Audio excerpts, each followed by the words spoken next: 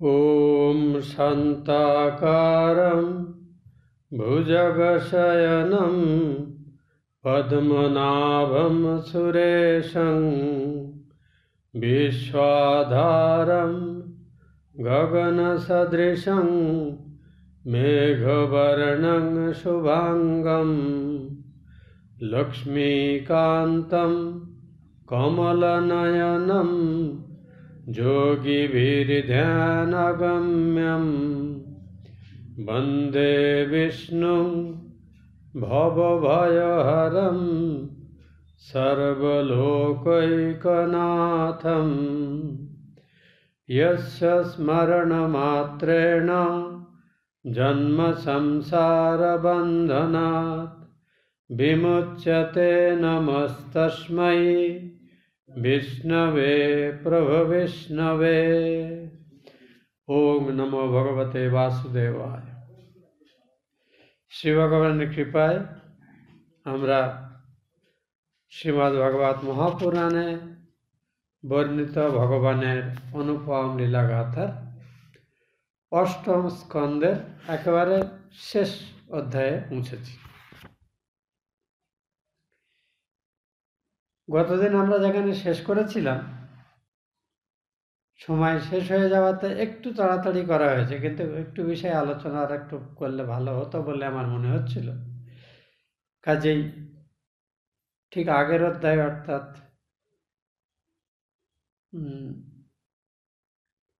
দ্বাবিংশ অধ্যায়ের শেষের অংশ থেকে আমরা একটুখানি শুরু করছি, পরে এবারে শেষের দুটো চ্যাপ্টার আজকে আমরা পাঠ করব। এটাতেই আমাদের অষ্টম স্কন্ধের পাঠ শেষ হবে।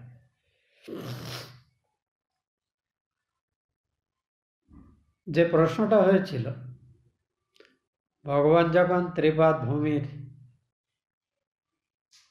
গ্রহণের সময় প্রথমে বলি এবং সম্মুখে আচার্য সকলকে তাঁর বিরাট বিশ্বরূপ দর্শন করালেন, তখন বলি বুঝতে পারলেন যে আচার্য যা তাকে সাবধান করেছিলেন ঠিকই করেছিলেন।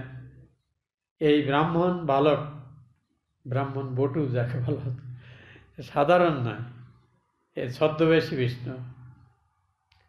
কিন্তু বলি ততক্ষণ তো তাঁর সংকল্প নিয়েছেন, প্রতিশ্রুতি দিয়েছেন, হ্যাঁ দান করব আপনাকে ত্রিপাদ ভূমি। তো ভগবান সব নিয়ে নিলেন। ব্রহ্মা একটু অনুযোগের স্বরে বামন অবতার রূপী নারায়ণকে বললেন যে আপনি এই মহাভক্ত অসুররাজকে যে দণ্ড দিলেন, আমার মনে হয় এটা খুব ন্যায় বিচার হলো না। ইনি মোটেই দণ্ড পাওয়ার যোগ্য নন। বিষয় আশায় মানুষ প্রার্থনা করে ভগবানের কাছে, ইনি নিজ বাহুবলে দখল করেছেন, সেই সঙ্গে সৎ ব্রাহ্মণ আচার্যদের পরামর্শে বহু যাগযজ্ঞ, যা আপনার স্বরূপ বলে আপনি বেদে বর্ণনা করেছেন, যজ্ঞময় বিষ্ণুর কথা আছে, সেসব করে কিন্তু অর্জন করেছিলেন। এবং এতটুকু বিচলিত না হয়ে এবং এই সম্পত্তি দান করে আমি নিঃস্ব হলাম, এই ধরনের কোনো মনোবেদনা বিন্দুমাত্রও তার মধ্যে থাকেনি। তো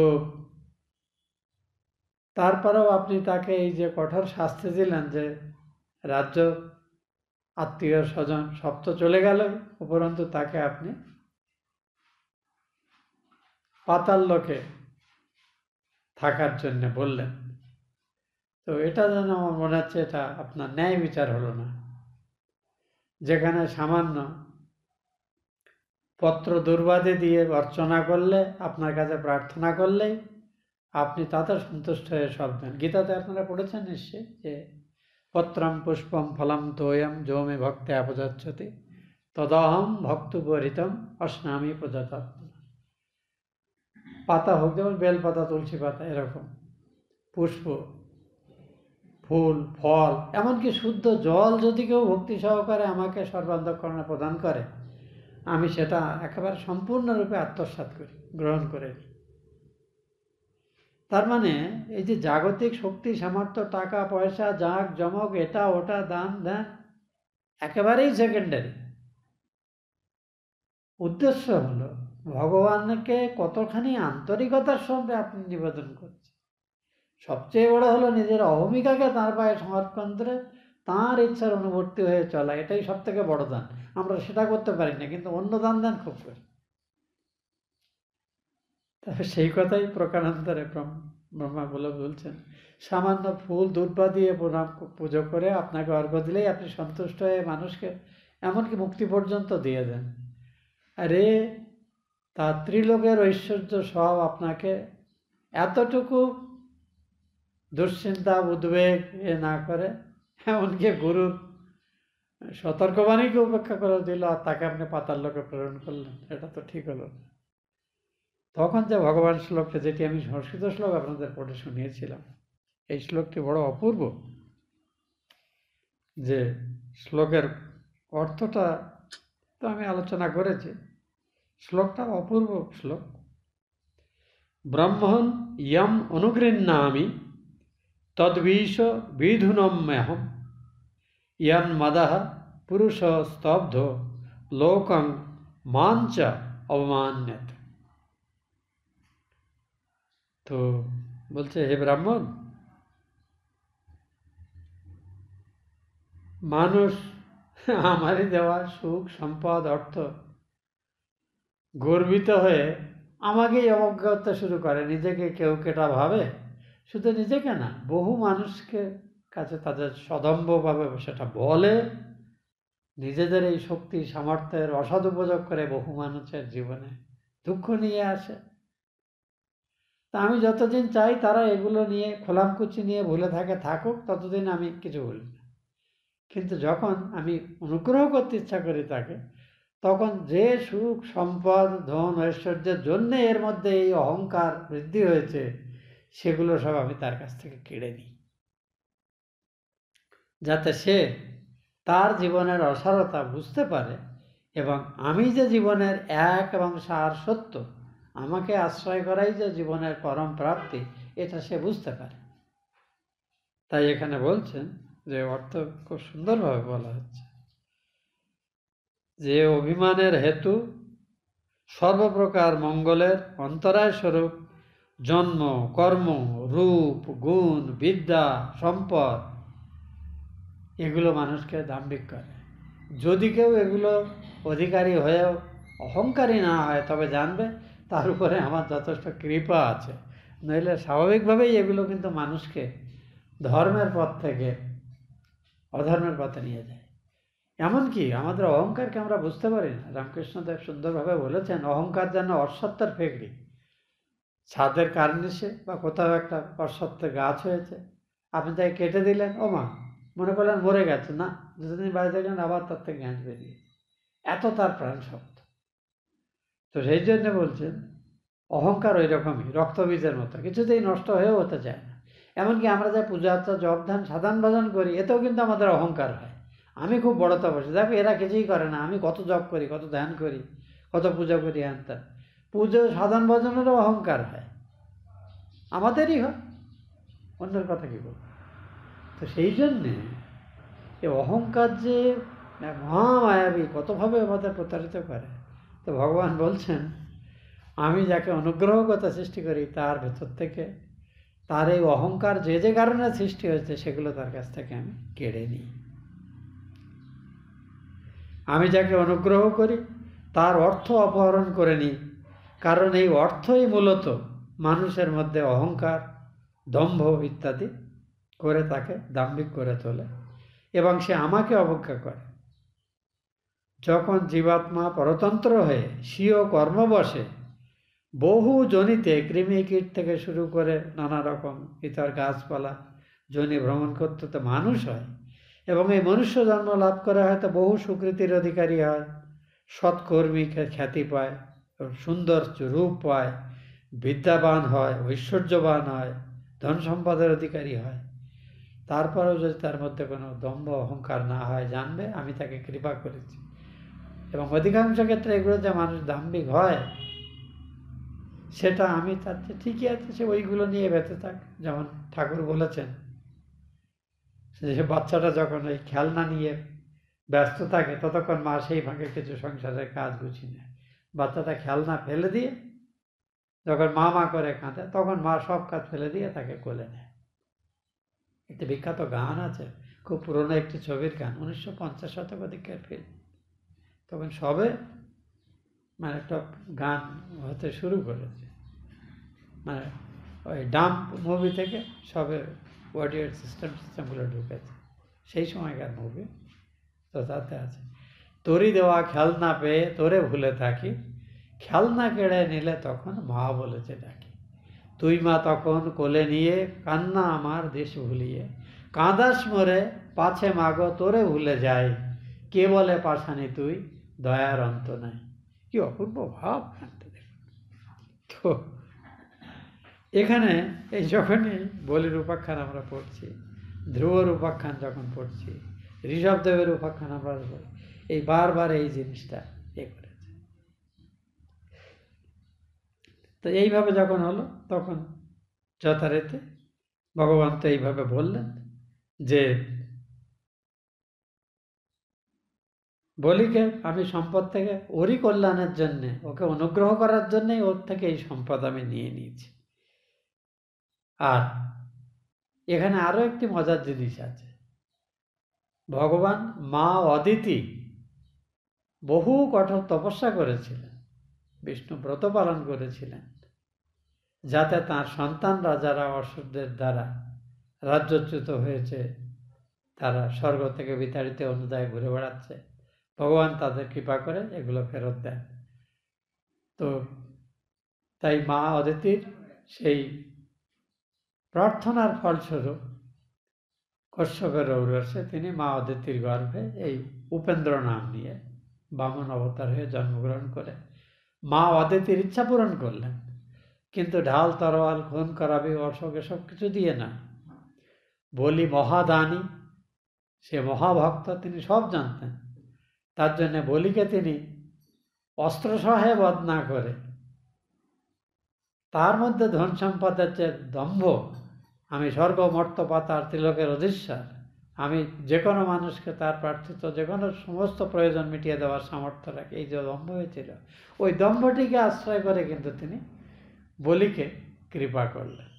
তাই এখানে সুন্দরভাবে বলছেন যে দৈত্যগণের নায়ক এবং মহাকীর্তিমান এই বলি অত্যন্ত কঠিন কষ্ট করেও যে মায়াকে পরাজিত করা যায় না, সেই মায়ার মহিমাকে কিন্তু জয় করেছে।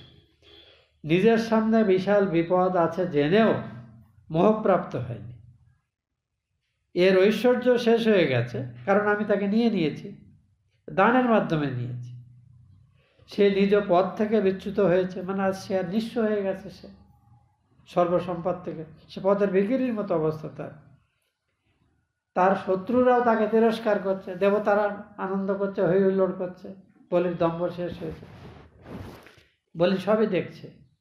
জ্ঞাতিগণ তাকে পরিত্যাগ করেছে, তাকে নরকে যেতে হবে ইত্যাদি বাক্য দিয়ে তার গুরুদেব তাকে বলেছেন যে তোমার কিন্তু তুমি ভয়ঙ্কর বিপদের সম্মুখীন হতে যাচ্ছ, এখনো তোমার নিজেকে সংশোধন করতে পারো। গুরু শুক্রাচার্য তাকে ভৎসনা করে অভিশাপ প্রদান করেছেন। তথাপি কিন্তু এই বলি যে সত্য কথা দিয়েছে, সেই নিজের কথার খেলাপ করেনি, সত্যকে ত্যাগ করেনি। এই কুলে কেউ কৃপণ ইত্যাদি জন্মগ্রহণ করেনি ইত্যাদি বলে প্রহ্লাদের গল্প দিয়ে আমিও তাকে খানিকটা প্ররোচনাই করেছি আগে, যাতে সে দান করতে আরও বেশি উৎসাহী বোধ করে। তারপরে আমি ত্রিপাদ ভূমি প্রার্থনা করেছি, কিন্তু আমারই মায়াতে সেই ত্রিপাদ ভূমির অর্থ বুঝতে পারিনি। প্রথমে বুঝতে পারলে হয়তো সে এই দান করার প্রতিশ্রুতি বলে অন্য কিছু চান বলতে পারত। তো ভগবান যখন কৃপা করেন কোনো ভক্তকে, তখন তিনি তাকে তাঁর ইচ্ছানুরূপভাবে চলার জন্যে প্ররোচিত করেন। ইনি সত্যবাক, সন্দেহ নেই। সেই জন্যে আমি তাকে যে স্থান দিয়েছি সেটা স্বর্গের থেকেও উত্তম স্থান, সেই সুতল লোকে যে সুখ সম্পদ আনন্দ ঐশ্বর্য আছে সেটা স্বর্গলোকের থেকেও আরও সুন্দর। শুধু তাই না, বলেছে সে সেখানে থাকবে তার পিতামহ প্রহ্লাদের সঙ্গে, এবং আমি নিজে তার সুখ সম্পদ সমস্ত বিপদ থেকে তাকে রক্ষা করব। ভগবান তার নিজের দ্বাররক্ষী হয়ে থাকবে। কি আশ্চর্য ভগবানের কৃপা। তো এই যখন অনুষ্ঠান হলো, পরের অধ্যায়ে আমরা প্রবেশ করছি। পুরাতন পুরুষ ভগবান এইরূপ বললে অখিল সাধুগণের প্রিয় মহানুভব বলি হাত জোড় করে অশ্রুপূর্ণ লোচনে এবং অত্যন্ত ভক্তির আদুক্ষ হতে যেন কথা দিয়ে ভালো করে কথাও বলতে পারছে না, বাকরুদ্ধ এতখানি ইমোশনাল হয়েছে যে তিনি অসৎজনিত জন্মগ্রহণ করেও ভগবানের এতখানি কৃপা পাবেন এ তো কল্পনাতীত, যা দেবতারাও পায় না, দেবতাদের থেকেও অধিক বলি পেয়েছেন। তিনি নিঃস্ব হয়েও সব কিছু পেলেন। কি আশ্চর্য জিনিস দেখুন। তো এখানে আমার মনে হচ্ছে ভগবান মা অদিতির তপস্যার মর্যাদাও রক্ষা করলেন। সন্তানের মায়ের প্রার্থনা সন্তানের জীবনে কতখানি কল্যাণ আনতে পারে তার প্রমাণ এই বামন অবতার লীলার মাধ্যমে হচ্ছে। অপরদিকে একজন যথার্থ ভক্ত, সে ভগবানের প্রতি ভক্তি হেতু জগতের সর্বোচ্চ পথ সুখ সম্পদকেও কত অনায়াসে তুচ্ছ জ্ঞান করতে পারে। ভগবানের ভক্তের সেই মহিমাও কিন্তু এখানে প্রদর্শিত হলো। তা বলি এবারে বলছেন, খুব সংক্ষেপে বললেন, হে ভগবান, আপনার উদ্দেশ্যে প্রণামের কি অদ্ভুত মহিমা। আমি যজ্ঞে বসেছিলাম, আমি শুধু যেহেতু আমি তখনই আমার আসন ত্যাগ করা সম্ভব না, কাজেই আমি শুধু আপনার উদ্দেশ্যে প্রণামের ভঙ্গিমাটা করেছিলাম, কিন্তু আমি আপনাকে সাষ্টাঙ্গ প্রণিপাত যা করার তাও করতে পারিনি। কিন্তু তারই ফলস্বরূপ আপনি যা আজকে আমাকে দিলেন, মানে কি আমার থেকে নিয়েছেন সেটা নিয়ে এ নিয়ে আমি আপনার কল্যাণই করেছি, এতে আমার এতটুকু খেদ নেই। কিন্তু বিনিময়ে আপনি যা দিলেন এ সবই আপনাকে ভক্তি সহকারে প্রণাম করার মহিমা। আমি কিন্তু আপনাকে প্রণাম করিনি, প্রণাম করার উদ্যম মাত্র করেছিলাম। তাতেই আপনি আমাকে মানে আমি তো সাধারণ লোক নই, আমি বহু দেবতাদের উৎপীড়ন করেছি, বহু মানুষকে আমার রাজ্য জয়ের জন্য আমি বধ করেছি, কারণ আমরা অসূর্যনী রজগুণী মানুষ। তো এই ত্রিলোক জয় করার জন্য আমাকে অনেক সময় খুব নির্মমতার আশ্রয় নিতে, এত সব দোষযুক্ত হলেও শুধু ভক্তিভাবে আপনার পূজার্চনা করার ফলে এবং আপনার প্রতি আত্মনিবেদনের ভাব আন্তরিকভাবে প্রদর্শনের ফলে সত্যস্বরূপ আপনাকে দেওয়া কথা রক্ষা করার জন্যে আপনি আজ যা দিয়েছেন তা দেবতারাও কখনো এর আগে কখনো পায়নি। অথচ আমি অসূর্যজনিত জন্মেও আপনার সেই যে কৃপার অধিকারী হয়েছে এ ভেবে আমি বুঝেই উঠতে পারছি না যে আমি কি এতটা পাওয়ার যোগ্য। এত সুন্দর বলির ভাবটা। তখন এই কথা তো সুখদেবী বর্ণনা করছেন রাজা পরীক্ষিতের কাছে, বলছেন, হে পরীক্ষিত, বলি এইভাবে বলা মাত্র দেখা গেল যে বরুণ পাশে গরুর নারায়ণ উপেন্দ্র ইঙ্গিতে তাকে বন্ধন করেছিলেন সেই পাশ বলির থেকে খুলে গেছে, বলি মুক্ত হয়ে গেছে। তিনি তখন ভগবানকে প্রণাম করে ভগবানের আদেশ মতো সুতল আমরা বলেছি যে পৃথিবী থেকে ঊর্ধ্বতন 7টি ভুবন আছে, আর পৃথিবী থেকে নিচে অতল, বিতল, সুতল, মহাতল, রসাতল, পাতাল, তলাতল, মহাতল, রসাতল, পাতাল, এই 7টি অধস্তন লোক আর 7টি ঊর্ধ্বলোক ভূর্ভুবস্ব মহাজন তপসত্ব। এই চতুর্দশ ভুবনে এই বিশ্ব বিভক্ত। এটি আমাদের পৌরাণিক সৃষ্টির ধারণা। তো সে সুতল লোকে বলে যাওয়ার জন্য প্রস্তুত হলে এরপরে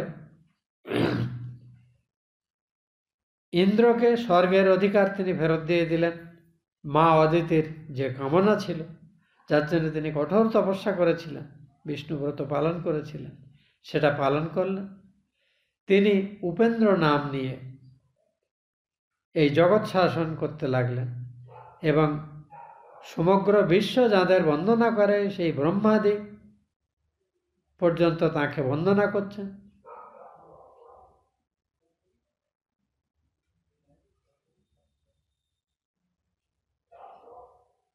বলি এরপরে প্রহ্লাদ এসে তখন সেখানে ভগবানের স্তুতি করছে, কারণ ভগবানের এই দান ক্রিয়ার সময় একমাত্র প্রহ্লাদে, অন্য আত্মীয় স্বজনরা সবাই বলেছিল, রেগে গেছিল যে ভগবান এই দেবতাদের করার জন্য আমাদের রাজাকে প্রতারণা করেছেন, তিনি যাজ্ঞিক, ওই জন্যে তারা তার প্রতিবাদ করে দেবতাদের যুদ্ধ করার চেষ্টা করেছিল, কিন্তু পারেনি।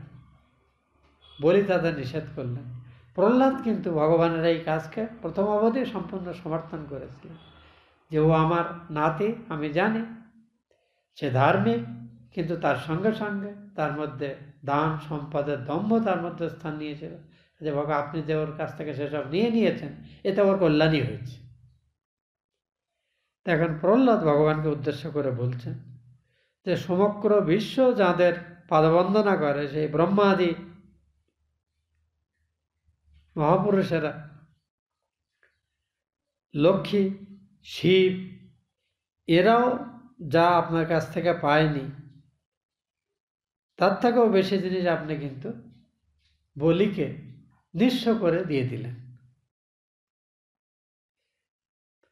ব্রহ্মাদি দেবগণ আপনার পাদপদ্মের সেবা করে নানাবিধ সম্পদ প্রাপ্ত হন, এটা ঠিক, কিন্তু আমরা দুর্বৃত্ত উগ্র জাতি অসুরেরা বহু মান দ্বারা আপনার চিত্তানুবর্তন করলে যে সদয় দৃষ্টি লাভ হয়ে থাকে, আমরা কিরূপে সেই কৃপা দৃষ্টির ভাজন হলাম। বললেন অন্য সদ্গুণশালী সাত্ত্বিক প্রকৃতির যারা অধিকারী, সেই দেবতা, ঋষিরা, প্রজাপতিগণ ইত্যাদি,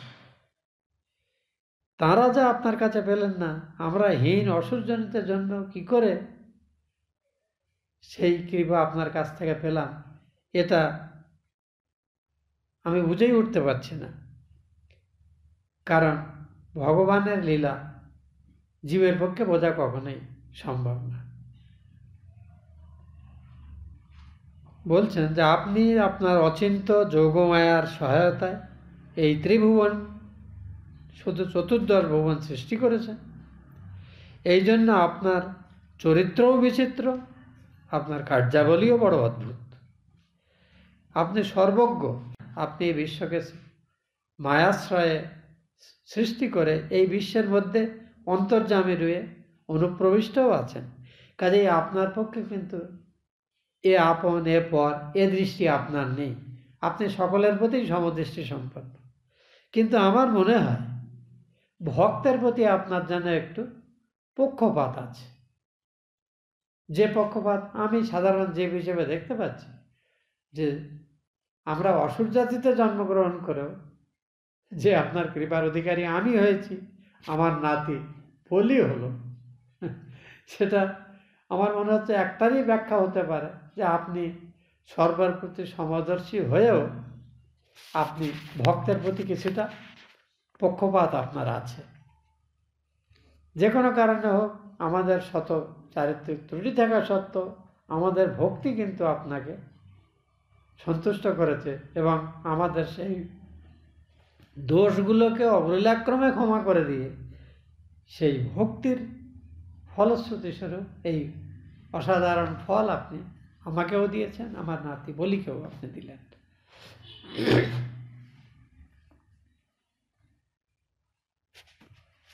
বলে প্রহ্লাদ নিজেই ভগবান কি সত্যিই তাহলে অভক্তদের তুলনায় ভক্তদের প্রতি পক্ষপাত দুষ্ট? এই ভুল ধারণা যাতে আমরা শ্রোতারা, পাঠকেরা না নিই, প্রহ্লাদ নিজেই কিন্তু, তিনি তো ভক্তশ্রেষ্ঠ, তিনি বলছেন কেউ কেউ বলে আপনি ভক্তের প্রতি পক্ষপাতী, আসলে পক্ষপাতী আপনি নন, আপনি হলেন কল্পতরু। আপনার কাজ নিচে কল্পতরু হলো, কল্পবৃক্ষ, তার নিচে বসে কল্পতরু বলে তাকে না জেনেও যদি কিছু ইচ্ছা করে সঙ্গে সঙ্গে সে তা পেয়ে যায়। তা যে যা চাই আপনি তাকে তা দেন। তো এ তো যে প্রার্থনা করছে তারই দায়। কাজেই কল্পতরুর কাছে কেউ ভালো জিনিস চায়, কেউ খারাপ জিনিস চায়, কেউ অন্যের উপরে প্রভুত্ব করার জন্য ক্ষমতা, সম্পদ ইত্যাদি চায়, আর কেউ শুধু আপনার পাদবদ্ধ চায়। যে যেটা চায় আপনি তাকে তাই দেন। কাজেই আপনি ভক্ত অভক্ত সকলেরই ইচ্ছা পূরণ করে থাকেন। আপনি কল্পবৃক্ষ তরু, কাজেই আপনার কাছে যে যা চেয়েছে সে তাই পেয়েছে। বলির নিশ্চয়ই সৎকর্ম ছিল, পুণ্য ছিল, যার জন্য সে বহু বিপদের সম্ভাবনা দেখেও কিন্তু সে আপনার পাদপদ্মকেই জগতের শ্রেষ্ঠতম বলে গ্রহণ করেছে। আর আপনি তো সেটাই চান, কারণ ভগবান গীতাতে আপনারা শুনেছেন যে সর্বধর্মান পরিত্যাজ্য মামেকং শরণং ব্রজ, অন্য সব আশ্রয় ত্যাগ করতে, শুধু একমাত্র আমার ভজনা করো, আমি তোমাকে সবকিছু যা প্রয়োজন দেব। অনন্য চিন্তায়ন্ত মাং যোজনা পরিযুপাসতে তেষাং নিত্যাভিযুক্তানাং যোগক্ষেমং বহাম্যহম। অনন্য চিত্ত হয়ে বাকি সমস্ত অবলম্বন ত্যাগ করে যে সর্বতভাবে আমাকেই আশ্রয় করে, তার যা প্রয়োজন আমি নিজে নির্বাহ করি। এখানে খোলা মনে সমস্ত বিপদ জেনেও বলি কোনো কপটতা না করে ভগবানকে যখন সব দিয়ে দিল, ভগবান নিজে যেন তার দাস হয়ে গেল, সেবা হয়ে গেল। তো কল্পতরুর কাছে যে যেমন জিনিস চায় সে তাই পায়। তার জন্য কল্পতরুকে দোষ দেওয়া যায় না যে আপনি পক্ষপাত করেছেন, এটি যেন আমরা মনে রাখি। আসলে আমাদের কর্ম প্রবণতাই আমাদের মধ্যে বাসনার সৃষ্টি করে, আর সেই বাসনা বশবর্তী হয়ে আমরা ভগবানের কাছেও জাগতিক সুখ সম্পদ চাই।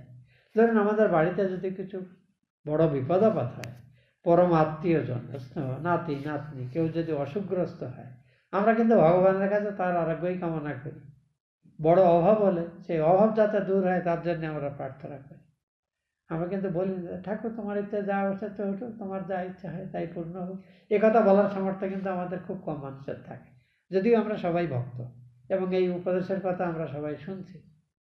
আমাদের কর্মের শুদ্ধতা নাই বলে আমাদের বুদ্ধির এবং চিন্তার শুদ্ধতা আসে না। আর এই শুদ্ধতা না থাকার ফলে আমরা আসলে যা চাওয়া উচিত তা না চেয়ে জাগতিক সমস্যা থেকে নিস্তার পাওয়ার জন্য, সুখ শান্তিকে নিশ্চিত করার জন্য আমরা জাগতিক জিনিসই চাই।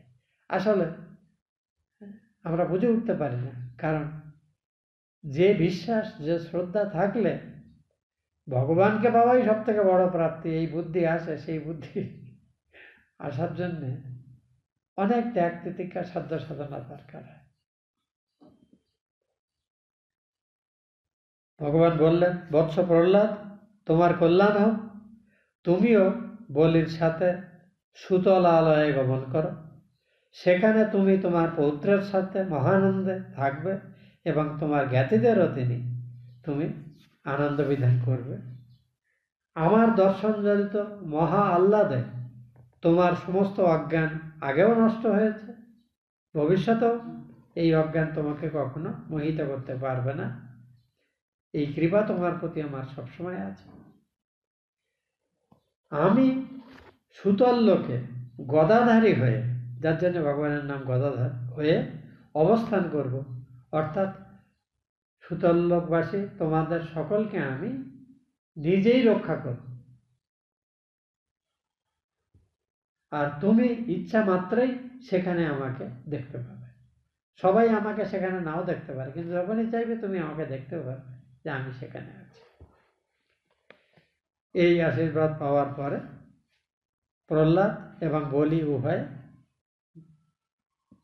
মানে ব্রহ্মণ্যদেব উপেন্দ্ররূপী বামনদেবকে প্রদক্ষিণ করে তারা ভগবানের আজ্ঞায় সুতলে প্রবেশ করলেন। এরপরে সুখদেব বলছেন, হে পরীক্ষিত, অসুর সেনা সকলের অধিপতি নির্মল বুদ্ধি প্রহ্লাদ যে আজ্ঞা বলে ভগবানের আজ্ঞা শিরোধার্য করে কৃতাঞ্জলি পুটে বলির সঙ্গে আদি পুরুষকে প্রদক্ষিণ করে সুতলে প্রবেশ করলেন। হে রাজন, শুক্রাচার্য, ব্রহ্মা প্রভৃতি যারা উপস্থিত ছিলেন তাদের সঙ্গে এতক্ষণ বামন অবতার রূপী ভগবানের সব কার্যকারণ সব দেখছিলেন, সব লক্ষ্য করলেন। এবার বামনদের তখন শুক্রাচার্যকে বললেন, হে ব্রাহ্মণ, আপনি এই যজ্ঞের প্রধান যাজ্ঞিক, তো আপনার শিষ্যের যজ্ঞ সমাপ্ত হয়নি, তার মাঝখানে আমি এসে পড়াতে এই এত সব কাণ্ড হলো, কাজেই সে তার যজ্ঞ সম্পন্ন করতে পারেনি। কাজেই এখন যা যা বাকি কাজ আছে সেগুলো আপনি সুসম্পন্ন করুন। আপনি মনে করবেন না যে যজমান নিজেই যখন রইল না, তাহলে সে যজ্ঞ আর সুসম্পন্ন কি করে হবে? এটা প্রশ্ন, এজন্য ভাববেন না। আমি যা বলছি সেটি করুন, তাতেই হবে। এই কথা শোনার পরে শুক্রাচার্য বললেন, তিনি তো মহাজ্ঞানী মানুষ,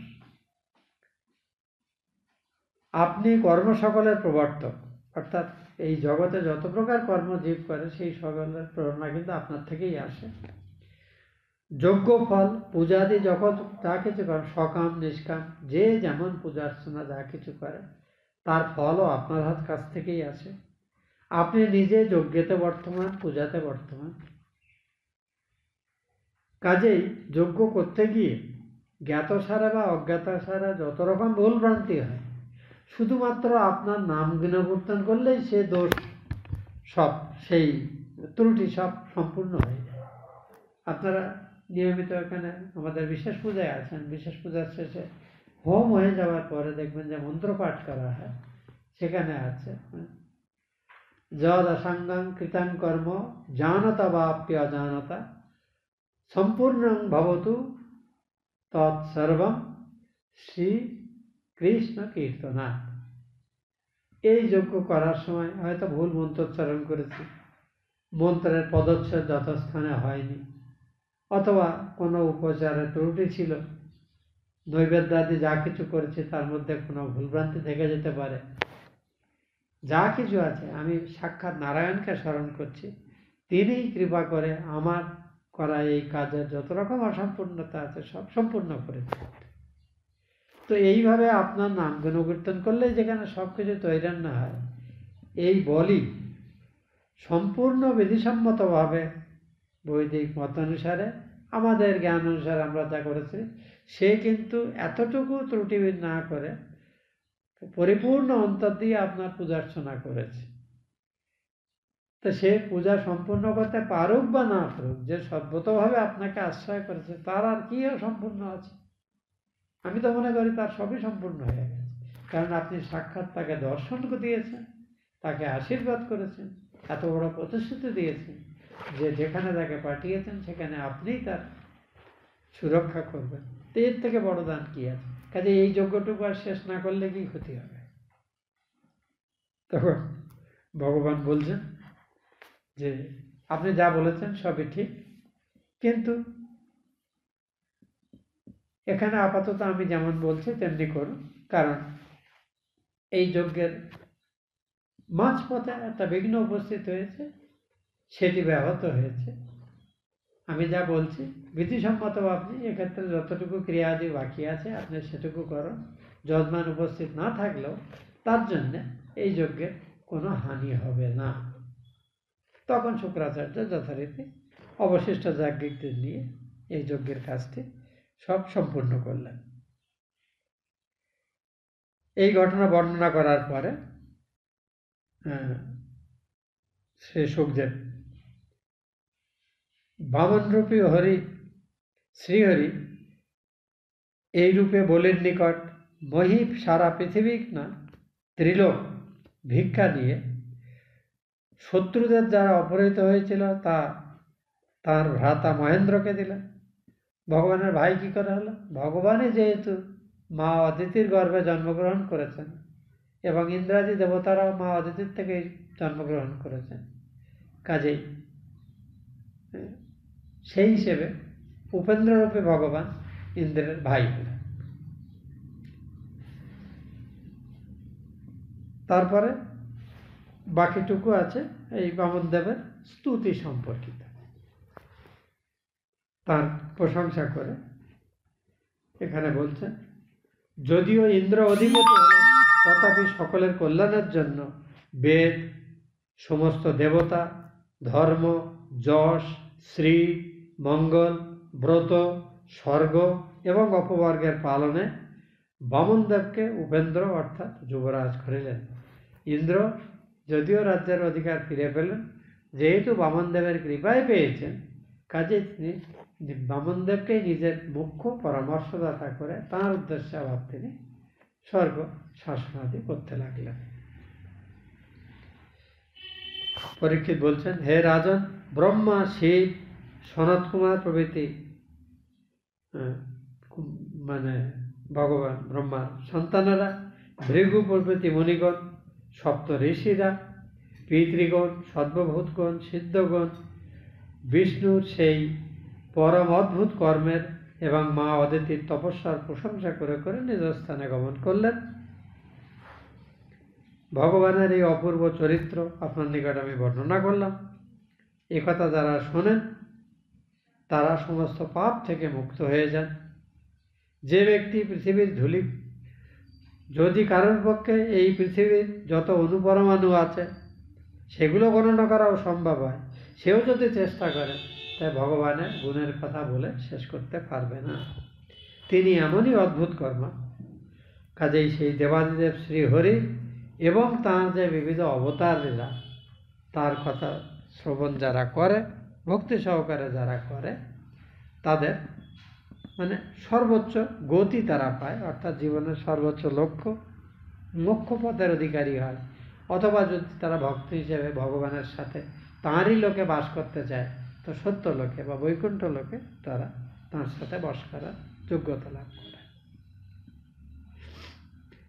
শুধু তাই না, কোনো মাঙ্গলিক অনুষ্ঠান, ধরুন আপনারা বিবাহ আদি আছে, পিতৃপুরুষদের শ্রাদ্ধ ইত্যাদি হওয়ার পরে আছে, বা বিশেষ যাগযজ্ঞ অনুষ্ঠান আমরা বংশধারা অনুযায়ী যেগুলো করে থাকি, সেসব অনুষ্ঠানে যদি বামনাবতারের চরিত কথা পাঠ হয়, তাতেও ওই অনুষ্ঠান আরও বেশি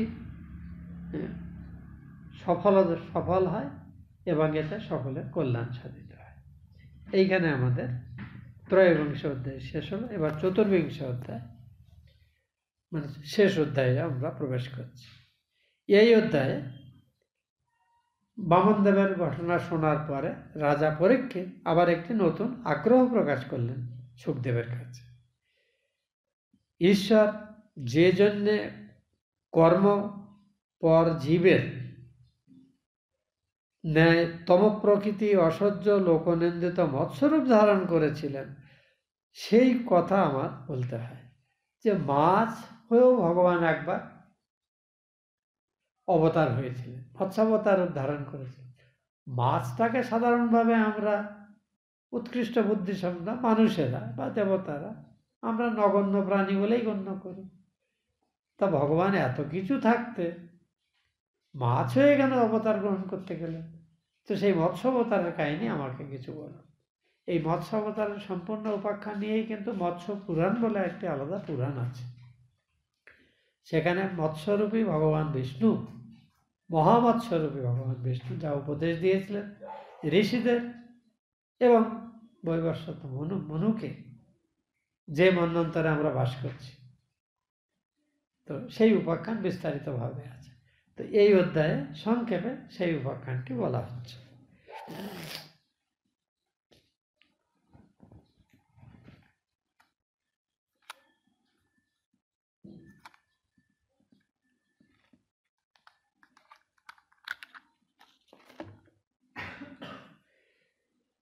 পরীক্ষিত এইরূপ নিবেদন করলে বাদরায়ণী শ্রী সুখদেব, বাদরায়ণী কারণ তিনি বাদরায়ণ অর্থাৎ বেদব্যাসের পুত্র, তাই তাকে বাদরায়ণী বলেও সম্বোধন করা হয়। বিষ্ণু মৎস্যরূপ কিভাবে ধারণ করেছিলেন কেন করেছিলেন সেই কথা বলতে আরম্ভ করলেন।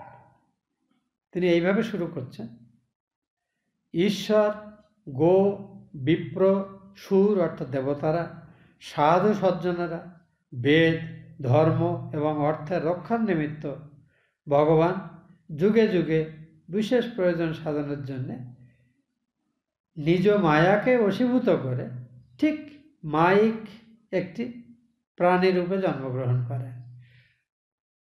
তো আপনি যে বলছেন এই মনুষ্য রূপে জন্মগ্রহণটাই শ্রেষ্ঠ, এটা কিন্তু ঠিক কথা নয়।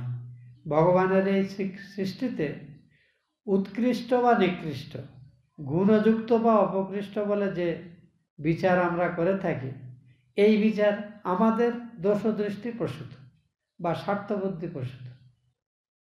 সব কিছুই ভগবানের থেকে এসেছে, তিনিই সব কিছুর মূল আদি কারণ, তিনিই বিবিধ রূপে নিজেকে প্রকাশ করছেন কোনো তাঁর অকল্পনীয় কার্য সাধনের জন্য, যার সম্পূর্ণ কার্যকারণ সম্পর্ক জীবের পক্ষে কখনোই বোঝে ওঠা সম্ভব নয়। কিন্তু আপনি যে বললেন যে মৎস্যরূপে তাঁর অবতার, এটি ইতর জীবজন্তুরূপে অবতার, এটা কেন হলো? কারণ আমরা এগুলোকে নিম্নজনী বলে থাকি, সাধারণ বর্ণনাতে ইতরজনী বলে থাকি। ইতর কেন? সে দেবতাদের তুলনায় মানুষ নিকৃষ্ট, মানুষের তুলনায় ইতর প্রাণীরা, পশু পক্ষীরা আরও নিকৃষ্ট। এই রকমের তুলনামূলক বিচার জীবেদের মধ্যে আছে, কারণ তারা অহংকার যুক্ত।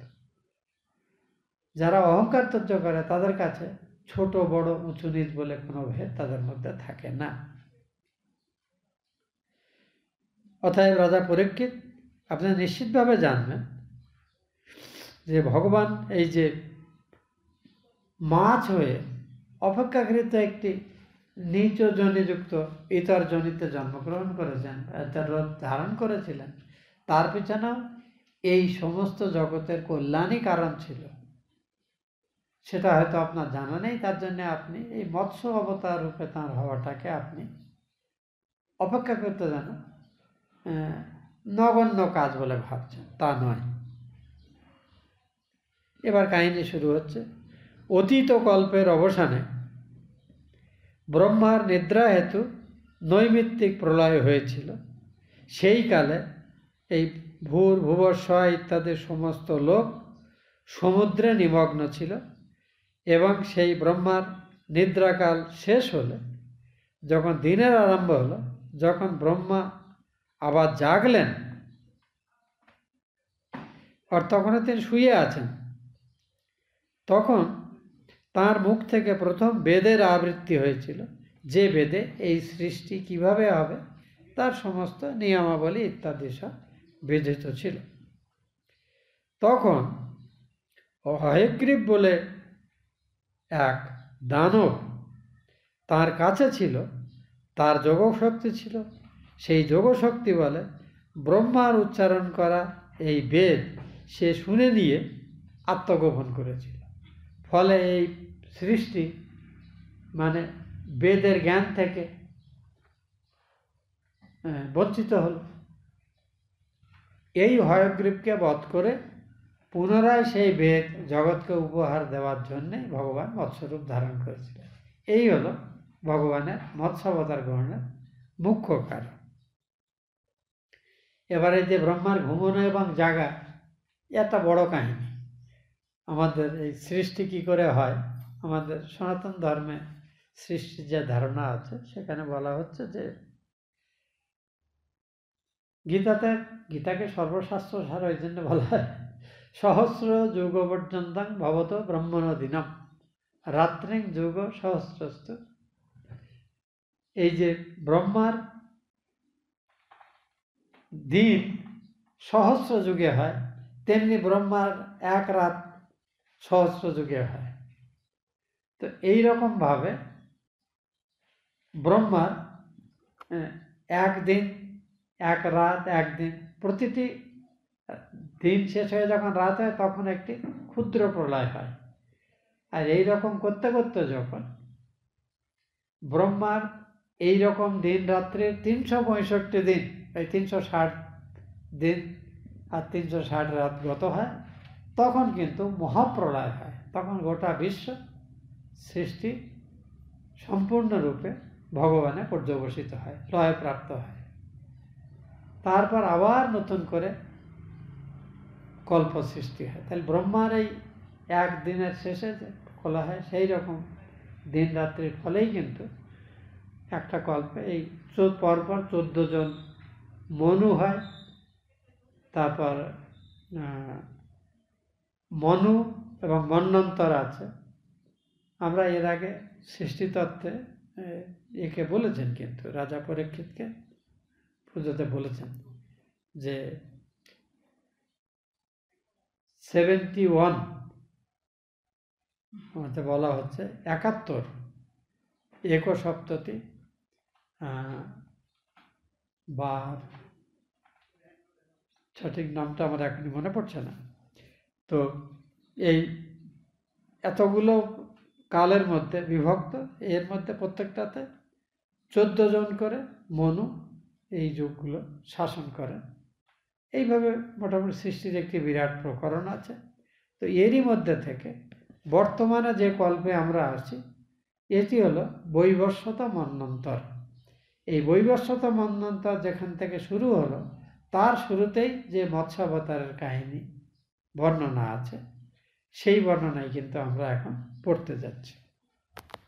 বর্তমানে যে কল্পে আমরা আছি, এটি হলো বৈবস্বত মন্বন্তর।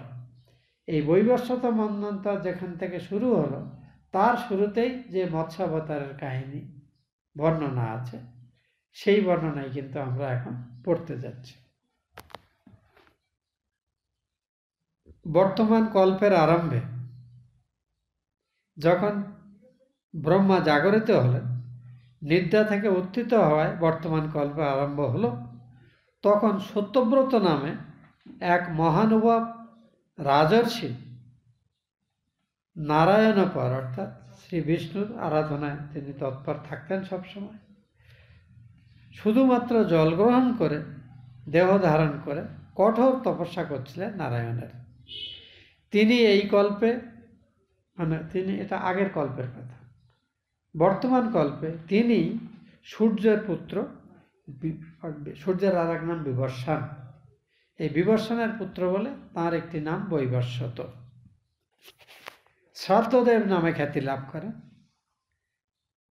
এই শ্রীহরি তাঁকে মনুপদ প্রদান করেছিলেন। একদা সত্যব্রত নদীর জলে দাঁড়িয়ে তর্পণ করছিলেন। তা হাতে জল নিয়ে যখন তিনি অঞ্জলি করে তর্পণ নিয়েছেন, জল নিয়েছেন, সেই সময় তাতে একটা সফরি মাছ, সফরি মানে পুঁটি মাছ, ছোট্ট একটা পুঁটি মাছ ওই তার অঞ্জলিতে হাতের মধ্যে উঠে গেছে। তারপরে তিনি তর্পণ করে জল যখন ফেলতে যাচ্ছেন, তখন সেই পুঁটি মাছটা কথা বলল যে, রাজা, আপনি জানেন আমাদের জলজন্তুদের একটা অদ্ভুত ব্যাপার আছে, তারা একে বড় যে বেশি ক্ষমতাবান, সে তার থেকে কমজোরি তা খেয়ে ফেলে।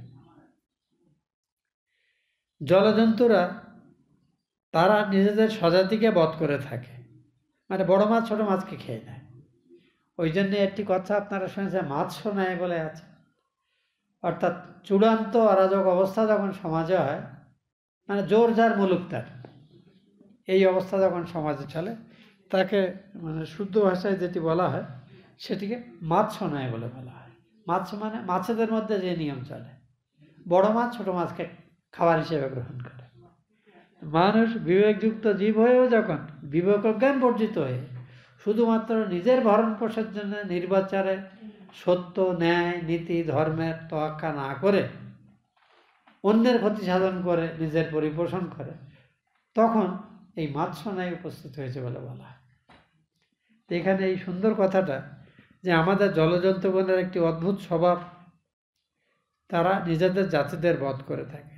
আপনি আমাকে ত্যাগ করবেন না, আপনি জলে ফেলে দিয়ে অন্য করে বড় মাছ এসে আমাকে খেয়ে ফেলবেন,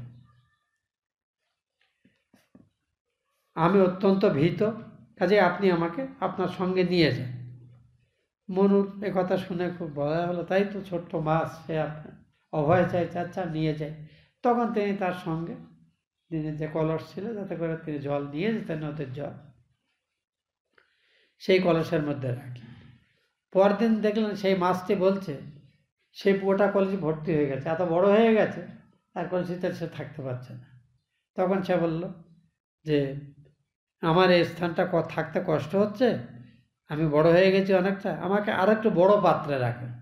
তখন মনু কলস থেকে মাছটাকে উঠিয়ে নিয়ে একটু বেশ বড় রকমের জালাতে রাখলেন।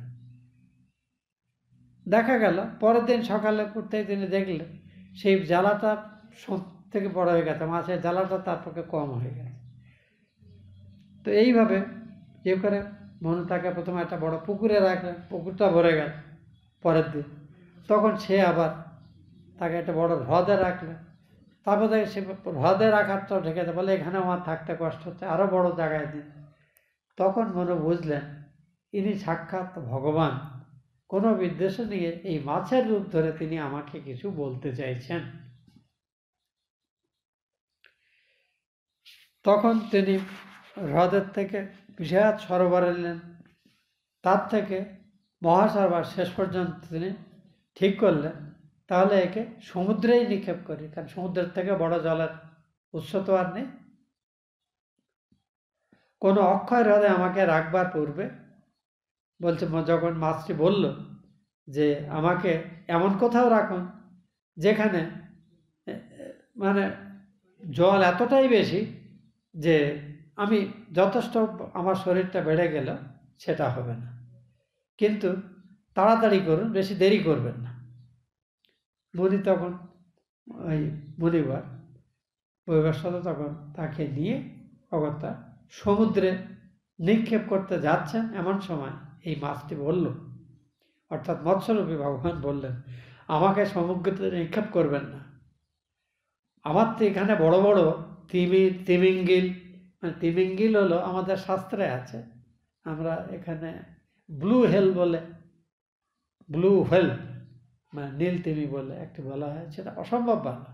তো ব্লু হেলের আকারের সঙ্গে হাতে তুলনা করে দেখা যাচ্ছে যেন ব্লু হেলের ওই তলপেটে একটুখানি জায়গা নিয়ে হাতে দাঁড়িয়ে আছে, এত বিশাল বিশাল হয় ব্লু হেল। তো আমাদের শাস্ত্রে আছে তিমিঙ্গিল হলো এমন একটি জলচর প্রাণী যে তিমি মাছকেও খেয়ে নিতে পারে, মানে ব্লু হেলটাকেও খেয়ে নিতে পারে, এমন বড় জন্তুও আছে। পৃথিবী থেকে বহু প্রজাতির মাছ পশু পাখি লুপ্ত হয়ে গেছে, হয়তো এমন প্রাণী জলচর প্রাণী আগে ছিল যার কথা আমরা জানি না।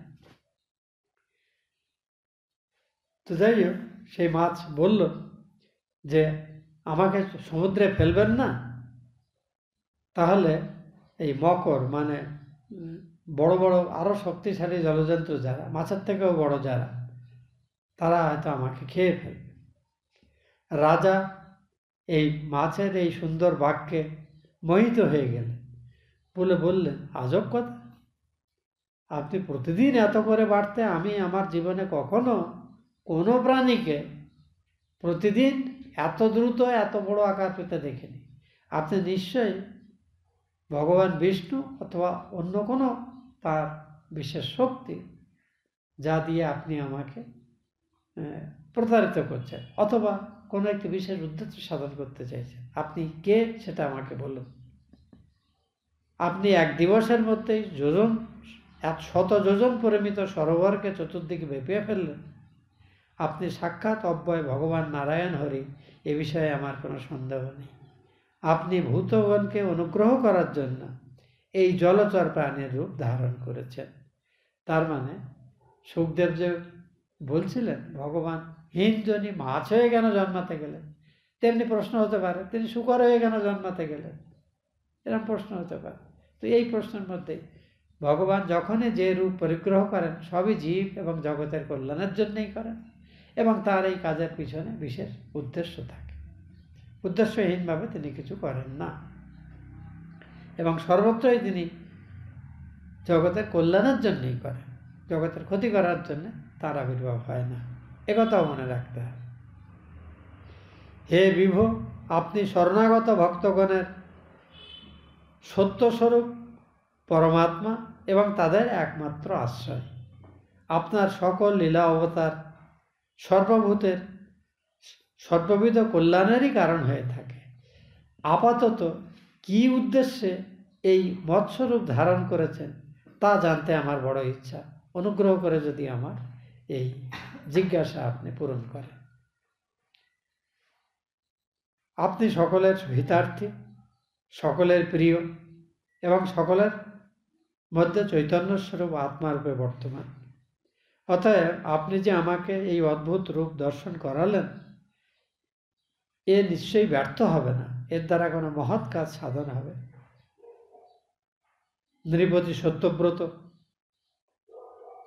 যিনি পরবর্তীকালে বৈবস্বত মনু হয়ে জন্মেছিলেন, কল্পান্তে প্রলয় সমুদ্রে বিহারেচ্ছু ভক্ত জনপ্রিয় মৎস্যরূপধারী প্রভু তাহাকে স্বীয় অভিপ্রায় বলতে শুরু করলেন। এখানে ভগবান নিজে মুখে তাঁর এই মৎস্য অবতার বা মৎস্যরূপ ধারণ করা উদ্দেশ্য ব্যক্ত করছেন এবং রাজাকেও কি কি করতে হবে তা বলছেন। হে রাজন, আজ থেকে সপ্তম দিবসে ভূলোক, ভূবরলোক, স্বর্গলোক এই ত্রিলোকই কিন্তু প্রলয় সমুদ্রে ডুবে যাবে। সেই প্রলয়বারী এই ত্রিলোককে গ্রাস করলে সেই কালে আমার প্রেরিত এক বিশাল নৌকা তোমার কাছে এসে উপস্থিত হবে। তখন তুমি সমস্ত সপ্তর্ষিদের সঙ্গে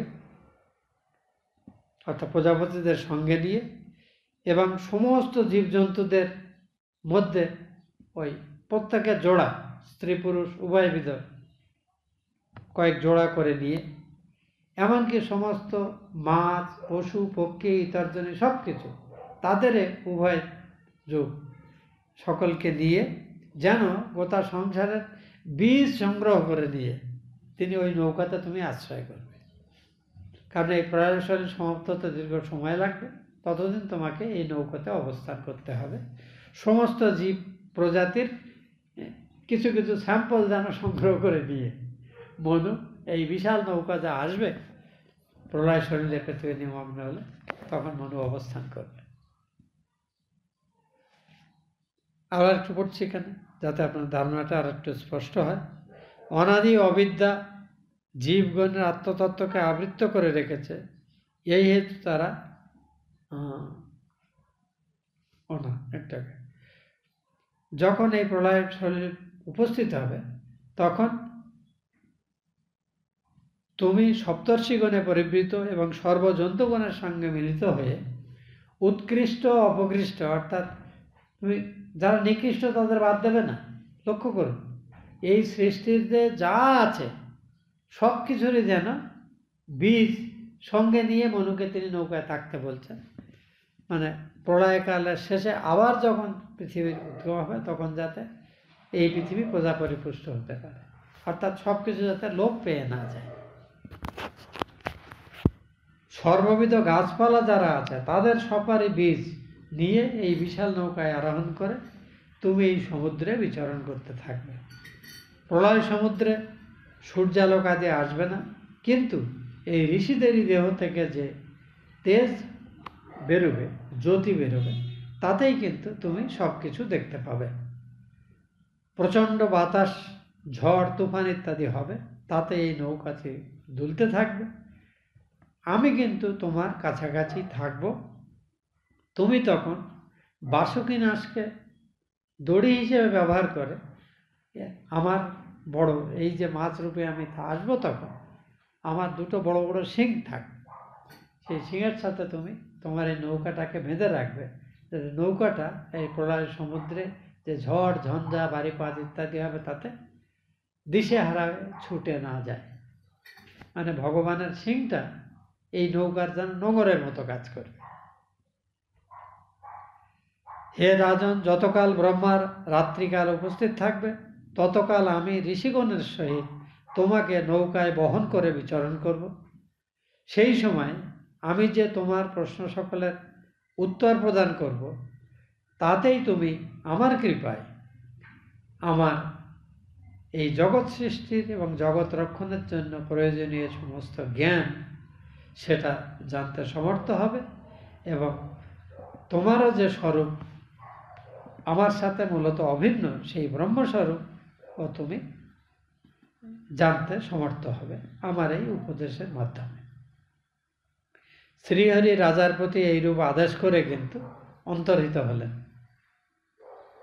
এটা কিন্তু এই কল্পের আগের কল্পের ঘটনা। শ্রীহরি রাজার প্রতি এইরূপ আদেশ করে অন্তর্হিত হলেন। ঋষিকেশ যে কালের বিষয়ে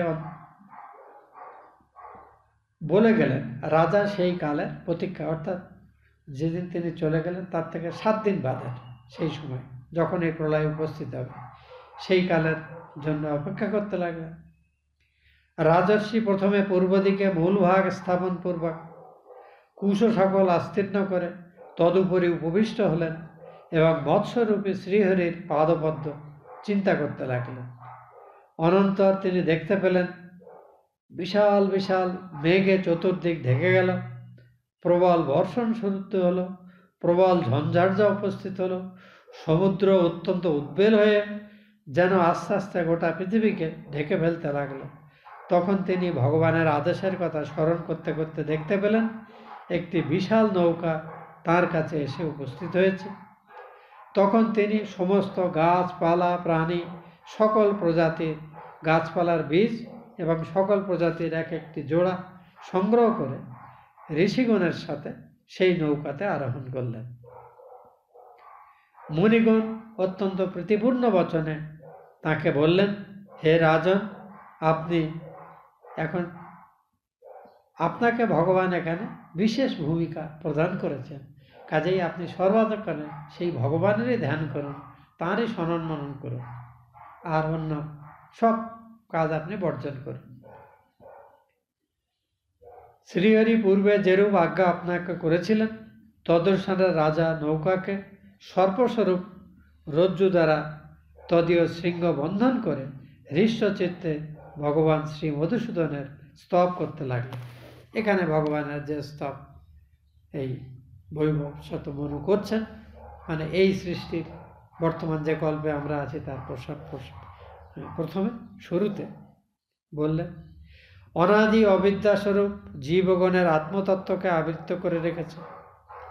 এই হেতু তারা অবিদ্যার কারণে এই সংসারে পরিশ্রম করতে করতে ক্লান্ত হয়ে পড়ে। তারা সুখ শান্তি লাভ করবে বলেই যাবতীয় কাজে নিযুক্ত হয়, কিন্তু শেষে তারা কিন্তু এই সুখ সম্পদই তাদের অশেষ দুঃখ তাদের জীবনে নিয়ে আসে। সুখ পাওয়ার জন্যই যারা সব কিছু করে, কিন্তু শেষ পর্যন্ত তারা অসুখের শিকার হয়। দেখুন, আমাদের টাকা পয়সা, ঘর দোর বাড়ি আশ্রয়, পর্যাপ্ত খাওয়ার বিষয়, সুন্দর ঘর বাড়ি, আত্মীয় স্বজন পরিবার পরিজন যাই থাক, কিন্তু বার্ধক্য বা জরাজ্যে আমরা আক্রান্ত হই, তখন কিন্তু আমরাই আমাদের আপনজনদের কাছে বোঝা হয়ে উঠি এবং প্রত্যেকে আমাদের থেকে নিস্তার পাওয়ার জন্যে সাক্ষাতে কিছু না বললেও ওই রকমই প্রত্যাশা করে। তখনই কিন্তু এই জগতের আসল চেহারাটা আমাদের কাছে পরিষ্কার হয়। তো সংক্ষেপে বলা হচ্ছে, আমরা সুখের জন্যই সব কিছু করি, কিন্তু পরিশেষে আমরা অসুখ অর্থাৎ দুঃখাকুল হয়ে ইচ্ছা থাক বা না অনিচ্ছা সত্ত্বেও এই জগৎ থেকে বিদায় নিতে বাধ্য হই।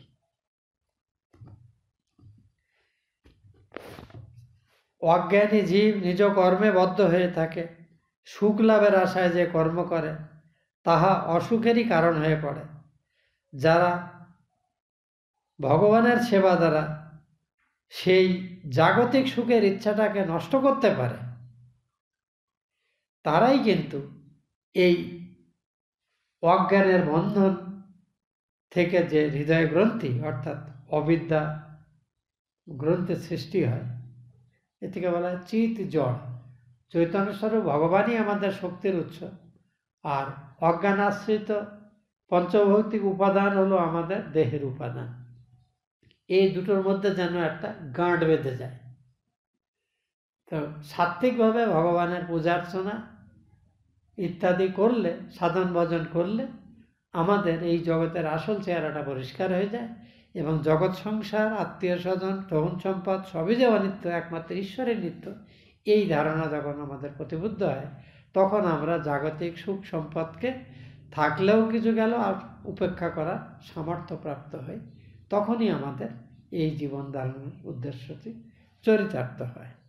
কাজেই একমাত্র আপনার সেবা দ্বারাই, অর্থাৎ ভগবানের নিষ্কামভাবে ভগবানের সেবা দ্বারাই কিন্তু জীবের এই অজ্ঞান নষ্ট মাত্র হতে পারে। যাগ যজ্ঞ ইত্যাদি যা কিছু পূজার্চনা যা কিছু, সেগুলো ভগবানের সেবারই আংশিক প্রকাশ। শুধু যাগযজ্ঞের দ্বারা কেউ কখনো মুক্তির অধিকারী হয় না। তার মানে সাত্ত্বিক, রাজসিক, তামসিক সমস্ত প্রকৃতির বর্তমান থাকা সত্ত্বেও আমাদেরকে কিন্তু ভক্তিভাব আশ্রয় না করলে আমাদের পক্ষে কিন্তু এই জগৎ সংসারের যে অজ্ঞান বন্ধন থেকে মুক্ত হওয়া প্রায় অসম্ভব। তো এইভাবে যে প্রার্থনা করছেন বৈবস্বত মনু, এবং এই প্রার্থনার মোটামুটি এর আগেও আমরা যে জিনিসগুলো আমরা পড়েছি, এই প্রার্থনার অবশিষ্ট অংশ সেই একই রকমই আছে। অনাসক অন্য জীব তিনি এই প্রার্থনা করতে করতে ভগবান শেষ অবধি বলছেন, তিনি পরমার্থের প্রশাসক বাক্য দ্বারা আমার অহংকার আদি হৃদয়গ্রন্থি ছেদন করে আপনি আমার কাছে আপনার স্বরূপ প্রকাশিত করুন। এই বলে বৈবস্বত মনু প্রার্থনা শেষ করলেন। সুখদেব বলছেন, নৃপতি এই রূপ স্তুতি করলে মৎস্যরূপী ভগবান আদিপুরুষ মহাসমুদ্রে বিচরণ করতে করতে রাজর্ষি সত্যব্রতকে নিজ গুহ্য তত্ত্ব, সাংখ্য, যোগ, ক্রিয়া বিষয়ে যাগযজ্ঞাদির পদ্ধতি সব উপদেশ দিলেন। দিব্য পুরাণ সংহিতা অর্থাৎ মৎস্য পুরাণ সমগ্র উপদেশ করলেন। রাজা ঋষিগণের সহিত নৌকায় আসীন থেকে ভগবানের উপদিষ্ট সেই সনাতন ব্রহ্মস্বরূপ আত্মতত্ত্ব শ্রবণ করে সমস্ত সংশয় থেকে মুক্ত হলেন। এই মৎস্যরূপী ভগবান পূর্ব প্রলয়ের অবসানে অর্থাৎ স্বয়ম্ভব মন্বন্তরের প্রারম্ভে যখন ভগবান ব্রহ্মা জাগরণ হলেন, তখন হয়গ্রীব অসুরকে বধ করে বেদ উদ্ধার করে তাকে প্রদান করেছিলেন। জ্ঞান বিজ্ঞান সমন্বিত সেই রাজা সত্যব্রত বিষ্ণুর আশীর্বাদে বর্তমান কল্পে বৈবস্বত মনু হয়েছেন। রাজর্ষি সত্যব্রত এবং মায়া মৎস্য ভগবানের সংবাদরূপ এই মহৎ আখ্যান শ্রবণ করলে মানুষ সমস্ত পাপ থেকে মুক্ত হয়। যে মানুষ শ্রীহরির এই অবতার কথা প্রত্যহ কীর্তন করবেন, তাঁর সকল সংকল্প সিদ্ধ হবে, তিনি পরমা গতি প্রাপ্ত হবেন। যিনি প্রলয় সমুদ্রে সুপ্ত শক্তি ব্রহ্মার মুখ সকল থেকে অপহৃত শ্রুতি অসুর হয়গ্রীবের বধ সাধনপূর্বক উদ্ধার করে পুনরায় ব্রহ্মাকে প্রদান করেছিলেন, যিনি সত্যব্রত এবং ঋষিগণের নিকট আত্মতত্ত্ব উপদেশ করেছিলেন, বিশ্বের কারণ সেই মায়া মৎস্যরূপী ভগবানের অবতারকে আমরা প্রণাম করছি। এই বলে এই অধ্যায় শেষ হচ্ছে, এবং এখানেই আমাদের শ্রীমদ্ ভাগবতের অষ্টম স্কন্ধ শেষ হলো। তো ভগবানের কৃপায় আমরা অন্তত 12টি স্কন্ধের মধ্যে 8টি অধ্যায়ের পাঠ শেষ করতে পেরেছি। যদি আমাদের সৌভাগ্য থাকে তাহলে আমরা হয়তো সম্পূর্ণ ভাগবতটাই পাঠ করতে পারবো, কিন্তু সে সবটাই ঈশ্বরাধীন। ওম ইতপূর্বং প্রাণবুদ্ধি দেহধর্মাধিকারত জাগ্রত স্বপ্ন সুষুপ্তি অবস্থাসু মনসা বাচা কর্মণা হস্তাভ্যাম পদ্ভ্যাম উদরেণ শিষ্ণ যৎকৃতম যদুক্তং যৎস্মৃতং তৎসর্বং ব্রহ্মার্পণম ভবতু স্বাহা মাং মোদয়ঞ্চ সকলম শ্রীরামকৃষ্ণচরণে সমর্পয়ে। ওম বিধিহীনম ক্রিয়াহীনম মন্ত্রহীনম যদর্চিতম মায়া নিবেদিतं ভক্ত্যা পরিপূর্ণं তদস্তু মে। কর্মণা মনসা বাচা তত্র নান্য গতির্মম অন্তঃসারেণ ভূতানাং দ্রষ্টাতং পরমেশ্বর। ওম শান্তি শান্তি শান্তি। হরি ওম তৎসৎ। শ্রীরামকৃষ্ণার্পণমস্তু।